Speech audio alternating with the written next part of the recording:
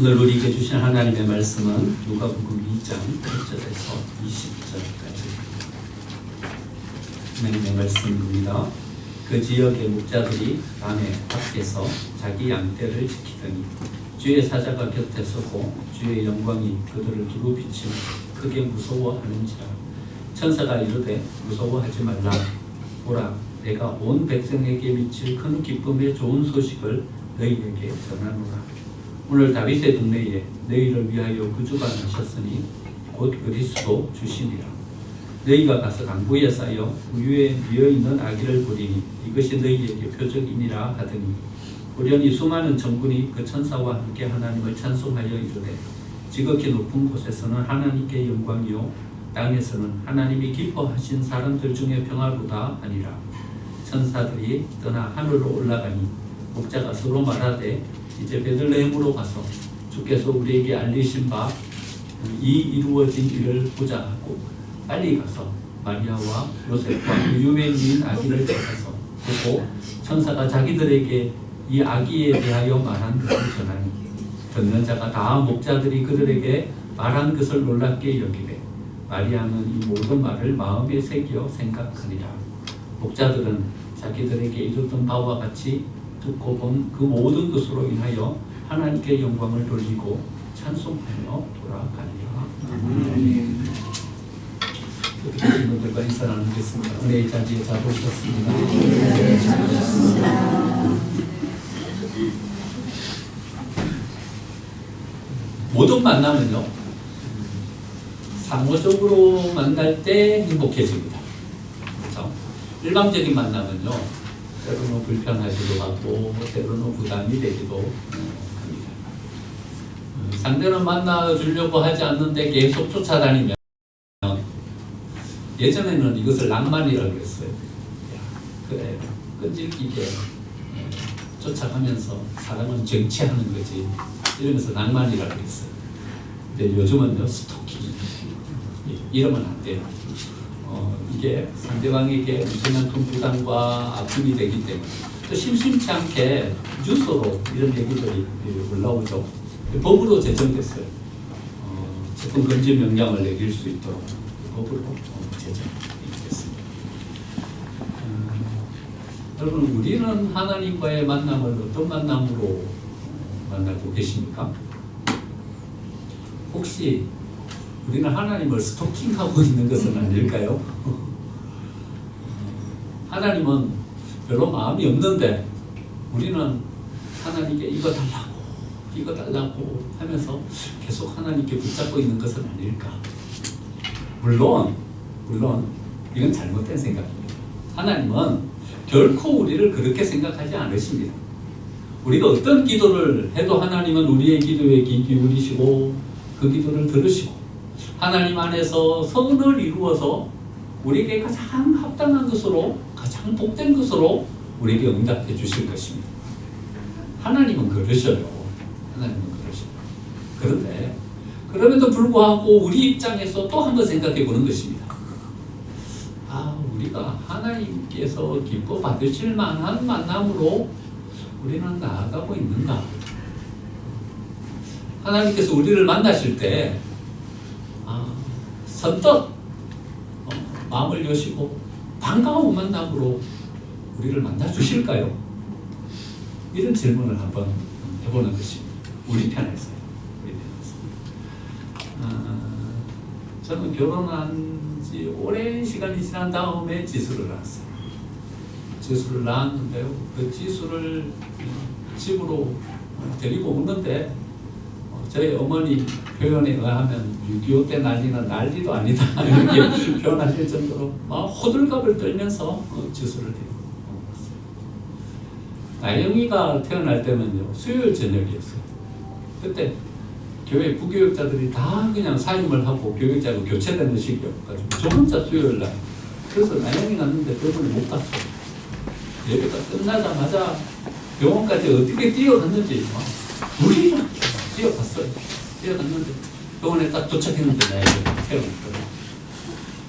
나영이를 가슴에 안고 바라보는데 그때의 가슴 뭉클함과 마음의 전율은 잊을 수가 없어요.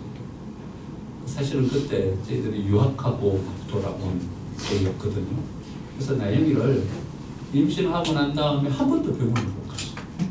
뭐 미국에는 가가지고 병원비를 감당할 수가 없으니까 엄청난 병원비가 나오니까 못 갔고 쌍달이 다 돼갖고 돌아와서 굳이 뭐 병원까지 가가지고 다시 검사하고 그래서 남자인지 여자인지도 몰랐고 또 어떤 뭐 검사도 하지 않았어요. 그래가지고 대신 좀 걱정도 되고 또 어떤 아이가 궁금하기도 하고 그런데 아이가 딱 태어났는데 그 아이를 안고서 지금도 그때를 생각하면 가슴이 찡해오는 어떤 그런 감동이 이렇게 남아있습니다. 어떤 만남은 이런 만남인 거죠. 간절하게 기다리다. 내가 만났으면 좋겠다. 기다리다. 어떤 그런 만남인 거죠. 또 한 번 이렇게 질문해 보는 것입니다. 우리는 하나님을 만나고 싶어 해요. 왜냐하면 하나님이 우리에게 오시면 해결되지 않은 문제를 하나님께서 해결해 주실 거니까.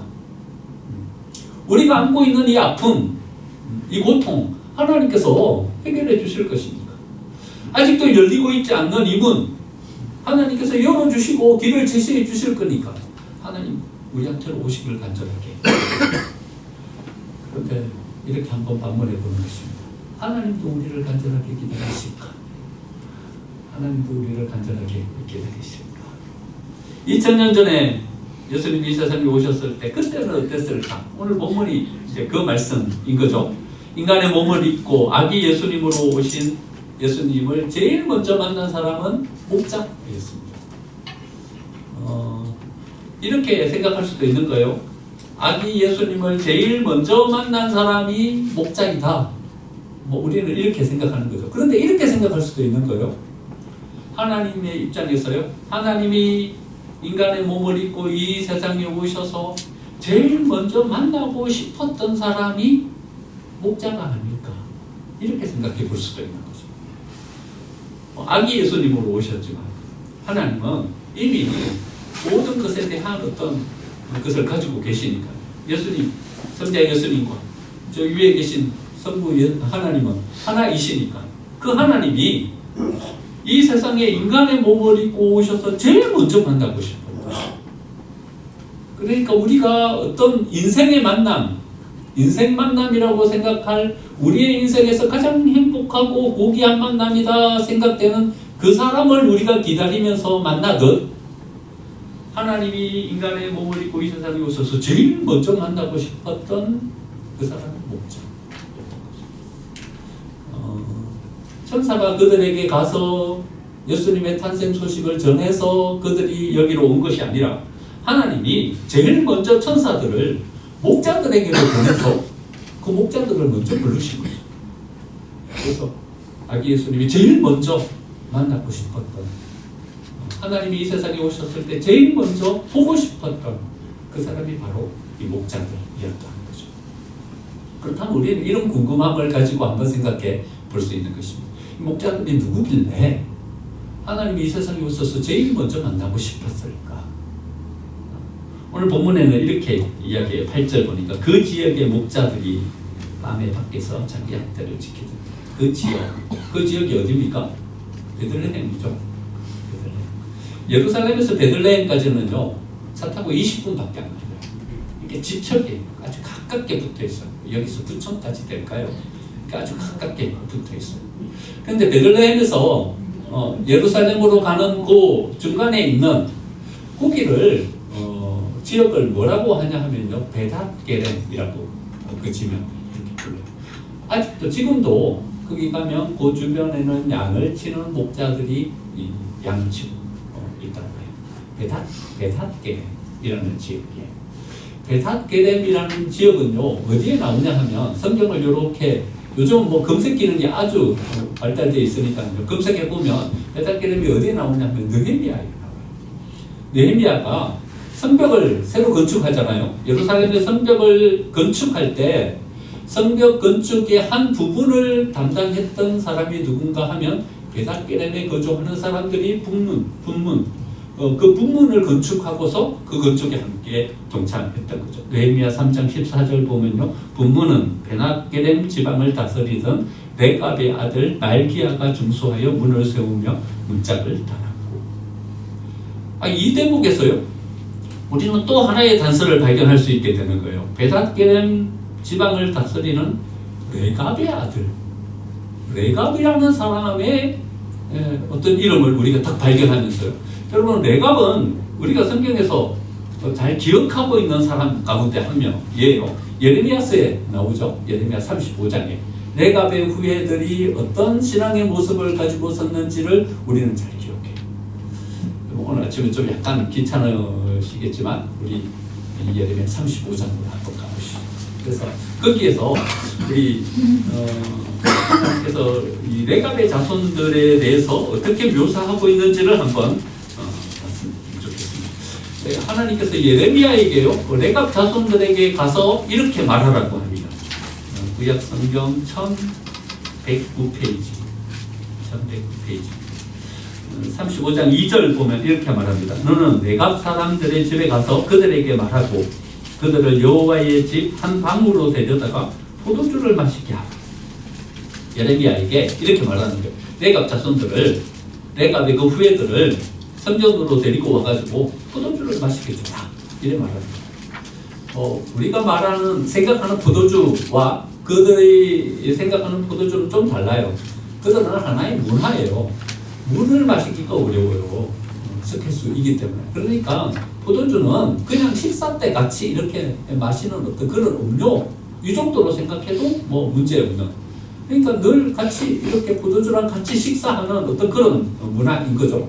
그런데요, 이 레갑의 후예들이 포도주를 안 마셔요. 포도주를 안 마셔요. 그 뒤에 좀 보면 6절 보니까요. 이렇게 대답해요. 그들이 이르되 우리는 포도주를 마시지 아니하겠노라. 레갑의 아들 우리 손조 요나답이 우리에게 명령하여 이르기를 너희와 너희의 자손은 영원히 포도주를 마시지 말며 너희가 집도 짓지 말며 파종도 하지 말며 포도원을 소유하지 말고 너희는 평생 동안 장막에 살아라. 그러니까요, 이 레갑 자손들은 이런 어떤 전통을 가지고 삶을 이렇게 살아가던 그런 사람인 거죠. 근데 이렇게 한번 생각해 볼 수 있는 거예요. 포도주를 안 마시는 게 무슨 의미일까? 그들의 음료처럼 식사할 때 같이 마시는 포도주를 안 마시는 것은 우리가 생각하기를 술을 안 마신다, 이것과는 좀 약간 차이가 있는 어떤 그런 거죠. 왜 포도주를 안 마실까? 이 포도주를 안 마신다는 것에서 우리는 뭘 생각해 볼 수 있냐 하면요, 라시딘을 생각해 볼 수 있는 거예요. 구약 성경에서요, 우리의 삶을 일정 기간 동안 구별해서 하나님께 드리는 이런 어떤 의식을 해요. 우리가 왜 금식 기도할 때 어떤 문제가 생기거나 기도할 때 3일 동안 내가 금식하면서 내가 하나님께 온전히 하나님께 기도하는 시간을 가지겠다, 이렇게 작정하는 것처럼 나시딘이라는 어떤 기간 동안에 자기를 구별해서 하나님께 드리는 거예요. 시간을 정해놓고 3주 시간을 정하든 아니면 2주 시간을 정하든 시간을 정해놓고 세 가지를 지켜요. 첫 번째는 포도주를 안 마셔요. 포도주와 독주를 마시지 않는 거. 이게 나시딘이 첫 번째 해야 될 규례예요. 두 번째는 머리를 안 깎아요. 그때는 머리를 그대로 이렇게 기르면서 그 기간 동안 보내요. 세 번째는 부정한 것을 만지질 않아요. 그러니까 나를 하나님께 드리는 어떤 거룩한 어떤 제물로서의 어떤 삶을 살아가는 기간으로 이렇게 드리는 거죠. 이렇게 드리기도 하고요. 또 어떤 사람들은 이렇게 하기도 해요. 일평생을 나시딘으로서의 삶을 살아가기도 해요. 대표적인 사람이 삼손이죠. 삼손은 그의 아버지가 그를 하나님께 드렸어요. 드려서 일평생 동안 나시딘으로 하나님께 드려진 사람으로서 그 삶을 살아가는 거죠. 그래서 삼손은요, 일평생 동안 머리를 안 깎았어요. 머리를 이렇게 길면서 다닌 거죠. 그게 이 사람이 하나님께 드려진 사람이다 라는 것에 대한 어떤 표식이었던 거죠. 그런데 이 레갑의 후예들은요, 어떻게 지냈냐 하면 한 사람만 그렇게 하나님 앞에 드려진 나시딘으로서의 삶을 산 것이 아니라 그 가문이 대대로 하나님께 드려진 가문으로서의 삶을 살아가던 그런 사람이었던 거죠. 그러니까 그 선조를 쭉 거슬러 올라가면요, 어디까지 올라가면 예후의 시대까지 거슬러 올라가는 거예요. 어디 나오냐면요, 열왕기하 10장 15절에 나와요. 제가 10장 15절 잠깐 읽어드리면요, 예후가 거기서 떠나가다가 자기를 맞이하러 오는 레갑의 아들 요나답을 만난지라. 그의 안부를 묻고 그에게 이르되 내 마음이 내 마음을 향하여 진실함 같이 내 마음도 진실하냐 하니 요나답이 대답하되 그러하나이다. 이르되 그러면 나와 손을 잡자. 손을 잡으니 여호가 끌어 병거에 올리며 이르되 나와 함께 가서 여호와를 향한 나의 열심을 보라 하고. 그러면 예후는 어떤 일을 한 사람인가 하면요, 아합에 대한 심판을 하나님의 대리인으로서 행한 사람입니다. 아합은요 이세벨과 결혼을 해요. 이세벨과 결혼을 하면서 이세벨이 가지고 온 바알 우상과 아세라 우상을 이 북이스라엘 전체 모든 사람들이 섬기게 그렇게 만들어 버렸습니다. 그 북이스라엘은 아합 시대 북이스라엘은 어떤 천지가 돼 버렸냐 하면요, 바알을 섬기고 아세라를 섬기는 천지가 돼 버렸습니다. 엘리야가 하나님 앞에 섰을 때 하나님 앞에 선 사람은 엘리야 한 명밖에 없었어요. 모든 사람들은 다 누구 앞에 섰냐 하면요, 바알 앞에 서고 아세라 앞에 섰어요. 850대 1로 대결을 한, 여러분 그 갈멜살의 대결을 여러분 잘 기억하실 거예요. 그때 시대가 아합의 시대였거든요. 그 아합을 하나님께서 심판하셔요. 심판하시는데 누구를 통해서 심판하시냐 하면 이 예후를 통해서 심판하십니다. 그런데 이 예후를 도와서 모든 우상을 다 쫓겨나고 하나님을 섬기는 백성으로 다시 세우는 이 작업을 한 사람이 누군가 하면 이 여호나답이라는 사람입니다. 여호나답이라는 사람이 이 일을 행하고 난 다음에 아버지와 함께 레갑과 함께 전통을 세우는데, 어떤 전통을 세우냐 하면 우리의 가문은 하나님 앞에 드려진 사람으로서의 삶을 살자. 그러면서 이 전통을 지켜가는 것입니다. 예레미야 35장 그 뒤편을 한번 보면요, 8절부터 보면 우리가 레갑의 아들 우리 손주 요나답이 우리에게 명령한 모든 말을 순종하여 우리와 우리 아내와 우리 자녀가 평생 동안 포도주를 마시지 아니하며 살집도 짓지 아니하며 포도원이나 밭이나 종자도 가지지 아니하고 장막에 살면서 우리 손주 요나답이 우리에게 명령한 대로 다 지켜 행하여. 그러니까요, 여후 시대 그때로부터 시작해가지고 이 예레미야 시대 때까지 몇 년인가 하면 300년이에요. 300년 동안 레갑과 요나답이 세워놓은 이 전통을요 끝까지 지키면서 여기까지 온 거죠. 이 레갑의 후예들을요 하나님께서 귀하게 써 주시는 거예요. 어떻게 쓰시냐 하면요, 나중에 바벨론에 의해서 남유다가 멸망당하고 예루살렘이 불타버려요. 예루살렘이 불타고 모든 거기에 있는 사람이 포로로 잡혀가는데요, 포로로 잡혀가지 않고 예루살렘을 지킨 사람이 누군가 하면 이 레갑의 후예들이 예루살렘을 지켜요. 예루살렘을 지키면서 예루살렘을 다시 건설할 수 있는 어떤 거중으로 거기 남게 돼요. 나중에 느헤미야가 돌아와서 성벽을 건축하는데요, 성벽을 건축하는 그 일에 힘을 보태면서 다시 예루살렘 성을 건축하는데 이 레갑의 후예들이 요긴하게 했습니다. 그 다음에 학개서를 보면요, 스룹바벨이 하나님의 성전을 건축하는데 하나님의 성전을 건축할 그때에 하나님의 성전 건축을 돕는 사람이 누구인가 하면 또 이 레갑의 후예들이 하나님 성전을 건축하는 이 일에 함께 동참하게 됩니다. 그러니까요, 자기를 구별하여 하나님께 드린 이 레갑의 후예들을요 하나님께서 요긴하게 쓰시는 거죠.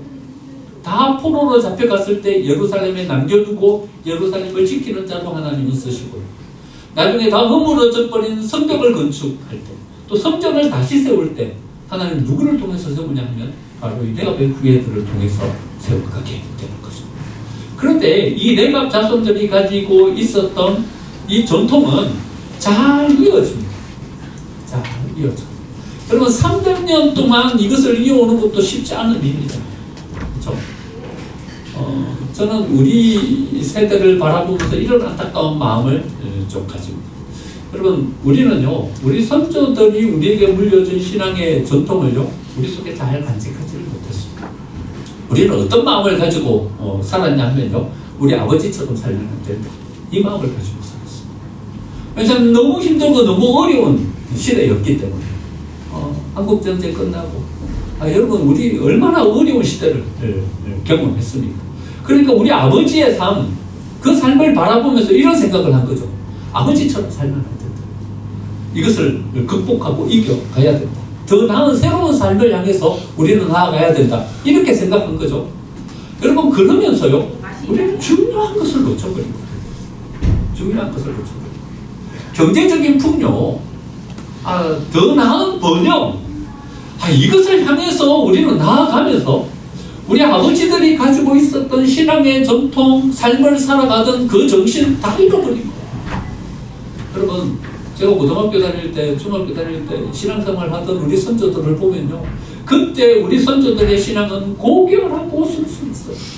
여러분, 얼마나 순수한 신앙으로, 얼마나 참된 신앙으로 하나님을 섬기고 교회를 섬기면서 왔습니까? 근데 우리는요, 경제적인 발전을 이루었는데 우리 선조들이 가지고 있었던 그 신앙의 정신은 우리 속에서 다 바쁘니까. 그 생속담에 이런 속담이 있어요. 목욕물 버릴 데다가 아이까지 같이 버린다. 이런 속담이 있어요. 아이를 목욕통에다 놓고 아이를 목욕시킨 거죠. 목욕물 버려야죠. 이거는 부정물이니까. 아이는 이렇게 잘 눕혀놓고 목욕물만 버려야 되는데 아이를 거기에 넣어놓고 그냥 같이 버려버립니다. 얼마나 어리석은 거예요. 그렇죠? 소중한 것은 남겨야죠. 소중한 것은 붙잡아야죠. 근데 우리는요, 이것을 붙잡지 못하고 그냥 경제적인 발전 이것만 향해서 또 이런 속담도 있어요. 지혜로운 어른이 한 분 거기 계시면 도서관 하나가 거기 있는 거랑 똑같은 것입니다. 그러니까 한 마을에 노인 한 명이 있으면 그것은 그 마을에 도서관이 하나 있는 것이랑 똑같은 것이다. 거기에서 우리가 얻을 수 있는 지혜와 거기에서 얻을 수 있는 삶의 정신은요, 여러분, 우리가 여기에서 현실의 삶에서 붙잡고 실험하는 여기에서의 삶에서는 얻을 수 없는 소중한 것들이 거기 있다는 거예요. 근데 우리는요, 이런 마음만 가지고 사는 거예요. 우리 아버지처럼 살면 안 된다. 이런 마음만 가지고 산 거예요. 우리는 간직해야 될 소중한 것들을 간직하지 못하고 덩그러니 우리 두 손에는 돈만 쥐고 여기 서 있고, 그래서 우리는 레갑의 후예들을 바라보면서 우리의 마음 가운데 이런 생각을 하는 거죠. 그러면 우리 아버지 세대들이 이 세계를 바라보면서 가졌던 성실함과 근면함, 삶에 대한 애착과 사랑, 이것을 우리의 삶 가운데 이제는 다시 한번 생각하면서 우리가 붙잡아야 되는 것은 아닙니다. 우리 선조들이 교회를 바라보면서 가졌던 그 순수하고 고귀한 신앙의 마음, 그 마음을 다시 한번 우리 속에 붙잡고 세워져야 되는 것은 아닙니다. 이 레갑의 후예들은요, 300년이 지난 이 시간까지 예레미야 시대에 그 신앙의 전통을 고스란히 간직하며 나왔어요. 느헤미야 시대 때까지, 학계 스가랴의 시대 때까지 그 신앙을 지키며 나왔어요. 이 자손들이 어느 시대까지 이르게 되냐 하면요, 예수님이 오시는 그 시대 때까지 그들은 이 전통을 지키면서 오는 거예요. 그 중간기의 시간이 400년이잖아요. 그러니까 700년 동안 이 신앙의 전통을 지키면서 거기까지 이뤄갔던 것이죠. 여러분, 이제는 우리가 이해되지 않습니까? 사람의 몸으로 이 땅에 오셔서 이 세상 가운데서 제일 먼저 만나고 싶었던 사람이 누구였냐 하면 700년 동안 자기 집도 짓지 않고 자기 소유의 토지도 가지지 않고 포도주도 마시지 않고 그저 들판에서 양을 치면서 장막을 치면서 하나님의 은혜를 기다리면서 나온 이 사람들을 하나님은 이 세상에 오셔서 제일 먼저 만나고 싶었던 그런 사람으로 천사들을 보내서 그들을 초청해서 만났던 것입니다. 여러분, 우리는 어떤 사람일까요? 이 질문을 한번 해보는 것입니다. 하나님이 이 세상에 오신다면 우리는 하나님이 만나고 싶어 할 사람일까? 이 질문을 한번 해보는 것입니다. 오늘 누가복음 2장은요, 하나님께서 누가를 통해서 그리고 있는 한 장의 그림입니다. 누가복음 2장은 어떻게 시작하냐면 이렇게 시작해요. 2장 1절 보면 그때 가이사 아우구스토가 영을 내려, 카이사르죠. 우리가 잘 아는 카이사르. 이름이 카이사르고, 아우구스토는 사실 이름이 아니라 이런 말이에요. 구주라는 뜻이에요. 아우구스토. 헬라어로 번역하면요, 퀴리오스예요. 주님 할 때 우리가 예수님을 주님이라고 부를 때 퀴리오스 주님이나 아우구스토랑 똑같은 말이에요. 그러니까 이 가이사르는 자기를 어떻게 세웠냐 하면요, 신격화해서 세운 거예요. 내가 중심이다. 모든 사람은 내 중심으로 나를 통해서 모든 것을 이루어야 된다. 자기를 아우구스토라는 이름을 붙여서 세웠어요. 그런데 누가복음에는 이 가이사 아우구스토를 어떻게 세웠느냐 하면요, 그림 저 구석텅이 뒷배경으로 이렇게 그려놓는 거예요. 가이사 아우구스토가 로마를 통치하고 있던 그때에, 그러니까 뒷배경이에요. 굳이 누가는요, 뒷배경으로 이 사람을 거론하면서 거기다 그려놓고 있는 거예요. 이렇게. 그 다음에 수리아 총독도 나와요. 2절 보면요, 이 호적은 구레뇨가 수리아 총독이 되었을 때, 총독 이름 이야기 안 해도 되잖아요. 근데 총독을 여기에 호출하는 거예요. 그리고는 이 총독은 이쪽에다가 희미하게 그려놓는 거예요. 구레뇨 이렇게 그려놓는 거예요. 뒷배경. 사람들은요, 다 이 권력 가진 사람들에 대한 어떤 추앙하는 마음을 가졌어요. 가이사 아우구스토가, 그가 구주라고 자기의 이름을 붙여서 자기가 중심이라고 세워져 있는 이때에 예수님이 태어나신 것을 어떻게 이야기합니까? 너희를 위하여 그리스도 주가 태어나셨다. 진짜 구주가 태어나셨다. 이러면서 예수님을 그 한가운데 중심으로 이렇게 딱 세워 놓은 그림을 그립니다. 여러분, 그림이 이렇게 그려지십니까? 뒷배경이. 그리고는 앞에다 이렇게 예수님을 그려놓습니다. 그리고는 또 등장인물을 등장시키는데요. 지금 우리가 잠깐 묵상했던 목자들을 이 앞에 이렇게 등장시킵니다. 이 2장에서요. 8절, 11절 보니까 그 지역의 목자들이 밤에 밖에서 자기 양떼를 지키더니 주의 사자가 곁에 서고 주의 영광이 그들을 두루 비치네 크게 무서워하는지라. 천사가 이르되 무서워하지 말라. 보라, 내가 온 백성에게 미칠 큰 기쁨의 좋은 소식을 너희에게 전합니다. 오늘 다윗의 동네에 너희를 위하여 구주가 나셨으니 곧 그리스도 주시니라. 목자를 이렇게 등장시키는 거예요. 그러니까요, 여러분, 그림을 다시 한번 이렇게 상상해 보시죠. 가이사 아우구스토는요, 저 뒤에 뒷배경이에요. 구레뇨도 중심인물이 아니에요. 뒷배경이에요. 예수님을 중심에 세우고요, 주인공으로 이 목자들을 딱 여기에 세우는 거예요. 또 주인공이 한 명 더 등장해요. 어디 등장해요? 25절, 26절. 누구예요? 시므온이 등장하는 거예요. 25절 보면 이렇게 나오죠. 예루살렘에 시므온이라 하는 사람이 있으니 이 사람은 의롭고 경건하여 이스라엘의 위로를 기다리는 자라. 성령이 그 위에 계시더라. 그가 주의 그리스도를 보기 전에는 죽지 아니하리라 하는 성령의 지시를 받았더니 성전에서 늘 예수님의 오심을 기다리던 시므온을 또다시 이렇게 등장시키는 거예요. 또 한 명 더 등장해요. 뒤쪽으로 이렇게 넘겨보면 어디 나와요? 36절, 38절 보면 아셀 지파 다누엘의 딸 안나라 하는 선지자가 있으니 나이가 매우 많더라. 그가 결혼한 후 7해 동안 남편과 함께 살다가 과부가 되고 84세가 되었더라. 이 사람이 어떻게 해요? 성전을 떠나지 아니하고 주야로 금식하며 기도함으로 순종했다. 안나를 이렇게 등장시키는 거예요. 여러분, 누가복음 2장에서 그리고 있는 이 한 폭의 그림을 이렇게 바라보면요, 하나님이 진짜 만나고 싶었던 사람이 누구인가 하는 것을 우리는 금방 이 그림 속에서 다 발견하게 되는 거죠. 그럼 제사장 나옵니까? 제사장은 여기에 등장하지도 않아요. 서기관, 바리새인 나옵니까? 나오지 않아요. 그럼 진짜 예수님을 만나고 싶은 사람이 누구일까? 이렇게 질문해 보는 거죠. 우리는요, 이 세상 가운데서 가이사 아우구스토처럼, 구레뇨 총독처럼 이런 권세와 힘을 가진 사람으로 쓰고 싶습니다. 부를 가진, 넉넉함을 가진, 부족하지 않은 삶을 사는 그런 사람으로 이 세상 가운데 쓰고 싶습니다. 하지만 예수님이 찾는, 예수님이 기다리는 사람은 여기 있지 않습니다. 자기 토지도 가지지 않고 자기 집도 짓지 않고 들판에서 양을 치면서 천막 치면서 700년을 살아가던 그 목자에게 천사를 보내서 제일 먼저 그들을 초청해서 하나님이, 예수님이 만나고 싶었던 안나와 시므온을 그 앞으로 불러서 예수님이, 하나님이 만나고 싶었던 사람으로 세워주십니다. 이렇게 우리에게 질문해 봅니다. 한 주 동안 이 질문 때문에 저는 많이 힘들었습니다. 나는 예수님이 오시면 만나고 싶은 사람입니까? 예수님이 오시면 만나고 싶은 사람. 나는 예수님이 만나고 싶어요. 예수님이 오셔서 우리 교회 좀 부흥시켜 주시면 좋겠고, 예수님이 오셔서 좀 더 지혜롭게 해주시면 좋겠고, 좀 더 좋은 성품과 인품을 가진 목회자로 세워주시면 좋겠고, 나는 예수님이 만나고 싶어요. 오셔서 내가 극복하지 못할 이 모든 부분들을 좀 해결해 주시고 세워주시면 좋겠다, 그런 마음이 있어요.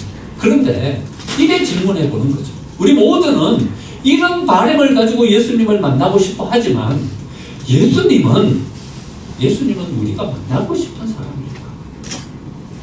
만나고 싶은 사람입니까?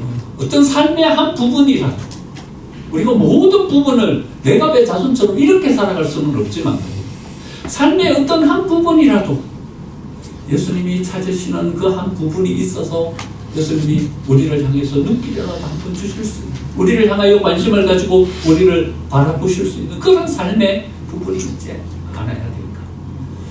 여러분, 다음 주 우리 성탄절 맞이하게 될 텐데 오늘은 일의 결론을 한번 내리려고 합니다.